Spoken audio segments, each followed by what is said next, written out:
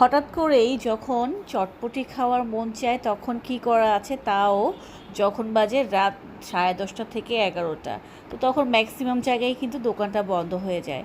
তো তখন কিছুই করার নেই, বাসায় ঝটপট তৈরি করে নিতে হবে মজাদার স্বাদের চটপটি অথবা ফুচকা। তো যাই হোক, আমার বাসায় সব ইনগ্রিডিয়েন্টই ছিল।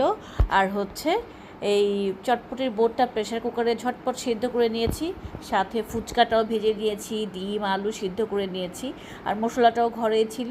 তো চটজলদি সব কিছু রেডি করে নিয়েছি, বাট খাবারটা রেডি হতে হতে 11টা কি 11:30 বেজে গেছে।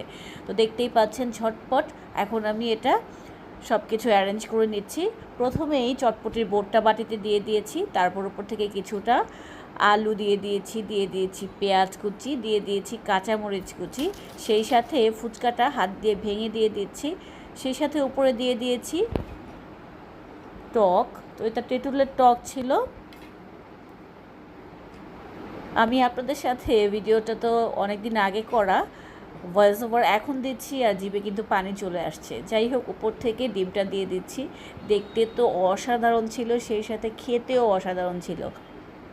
তো আপনাদের কার কার এরকম চটপটি খেতে ভালো লাগে অবশ্যই জানাবেন। Thank you so much for watching. অবশ্যই আমার চ্যানেলের পাশে থাকবেন। Thank you. আল্লাহ হাফেজ।